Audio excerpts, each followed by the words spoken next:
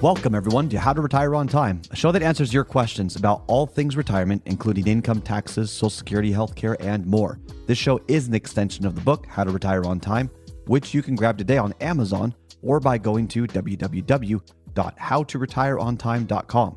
My name is Mike Decker. I'm the author of the book, How to Retire on Time, but I'm also a licensed financial advisor, insurance agent, and tax professional, which means when it comes to financial topics, we can pretty much cover it all. Now, that said, please remember this is just a show. Everything you hear should be considered informational, as in not financial advice. If you want personalized financial advice, then request your wealth analysis from my team today by going to www.yourwealthanalysis.com. With me in the studio today is Mr. David Franson. David, thank you for being here today. Hello, thank you. David's going to be reading your questions, and I'm going to do my best to answer them. You can send your questions in right now or anytime this week by either texting them to 913-363-1234. Again, that's 913-363-1234. Or email them to heymike@howtoretireontime.com. Let's begin. Hey, Mike, can you explain what timing the market really means, when it's bad, and when it makes sense to make adjustments? Yeah, so timing the market, by definition, as I've understood it at least, when you're in the market and then you go to cash, and then you're in the market and then you go to cash. Okay, so that's timing the market as in you're in or you're out, or you're in or you're out. It's not selling a position and then moving it over to a different position. And people get that confused. Timing the market doesn't mean, hey, our current portfolio isn't working that well, let's make some adjustments. That's not timing the market. That's updating your portfolio or rebalancing your portfolio or tax loss harvesting within your portfolio. All right. Okay, so timing the market is, no one can do it. The research is pretty clear that saying, I think the market's going to crash, I'm going to go to cash. It's rough. That doesn't work. I think about, 2 years ago, 100% of economists said that we're going to enter into a recession, and then it never happened. It's just classic prediction error. No one knows the future. And if you're nervous about it, then I would suggest that you might not have the right plan or the right portfolio. Because if you've implemented, at least what we preach on this show, the reservoir strategy, you would know that if the markets were to crash, you could draw income from a principal guaranteed source, whether it's a CD, a treasury, a fixed or fixed index annuity, or maybe it's your cash value life insurance because you funded it correctly. But you can draw income from those sources while your other accounts have recovered. What was the best thing about 2008's financial crisis? It was 2009's growth, and 2010's growth, and 2011's growth. What was the best part about the dot-com bubble? The growth in 04, 05, 06, 07. What was the best part about the COVID crash? The recovery right afterwards. And if you've tried to time the market because you panicked, then you're probably going to miss the rebound or when the market starts to recover. And that's how people end up buying high and selling low. So what is your system? That's the question. What's your system if the markets are up or down? Because you can't time the market. No one knows the future of the market. But what's your system? How do you sustain your life or your livelihood in good conditions and in bad conditions? We don't want to do emotional investing. So we want to follow systems, not sentiment. Even the best investment models or systems are going to lose money from time to time. And if they're not losing money because it's principal protected, then you may be losing opportunity because the markets maybe took off that year. You can't have your cake and eat it too, but there are things you need to be aware of. For example, how do you manage your money in the up market? How do you manage your money in the down market?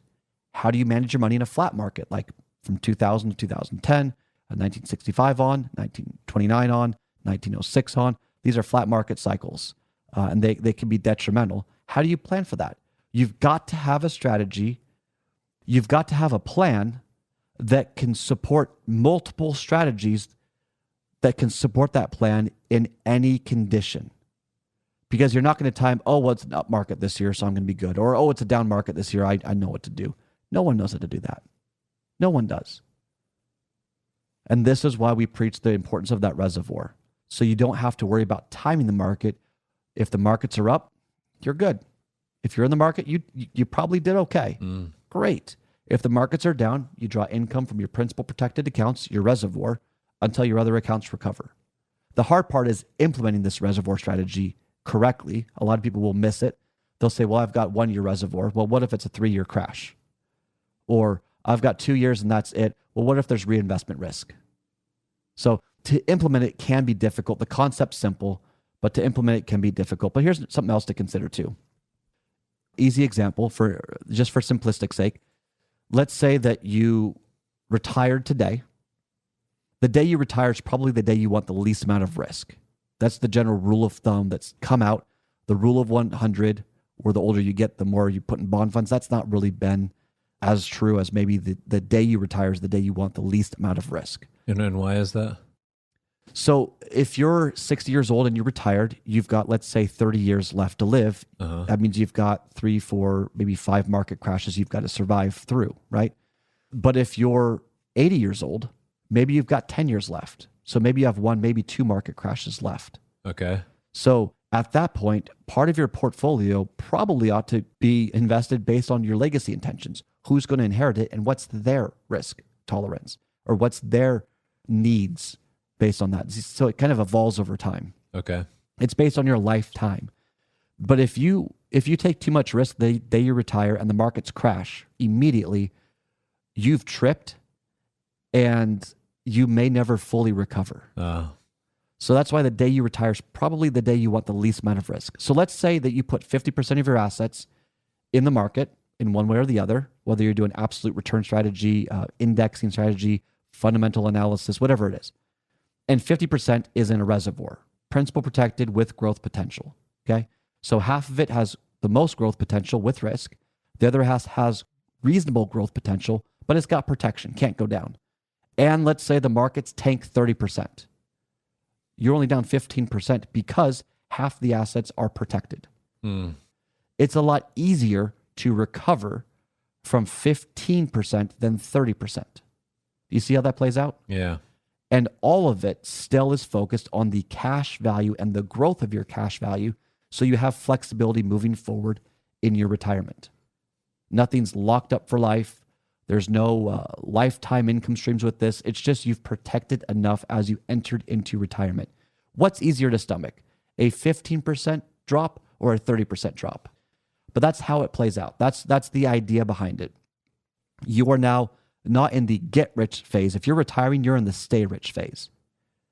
You want to preserve assets, not try to become the richest man in the graveyard. Right. Or woman in the graveyard. Yeah. For all the women listening up, you're planning for you, probably not your husband. You're going to live longer than him in most situations. So really this plan, the risk that's being taken, it's probably really in your name, not in his. Something to consider. That's all the time we've got for the show today. If you enjoyed the show, consider subscribing to it wherever you get your podcast. Just search for How to Retire on Time. Discover if your portfolio is built to weather flat market cycles or if you're missing tax minimization opportunities that you may not even know exist. Explore strategies that may be able to help you lower your overall risk while potentially increasing your overall growth and lifestyle flexibility. This is not your ordinary financial analysis. Learn more about Your Wealth Analysis and what it could do for you regardless of your age, asset, or target retirement date. Go to www.yourwealthanalysis.com today to learn more and get started.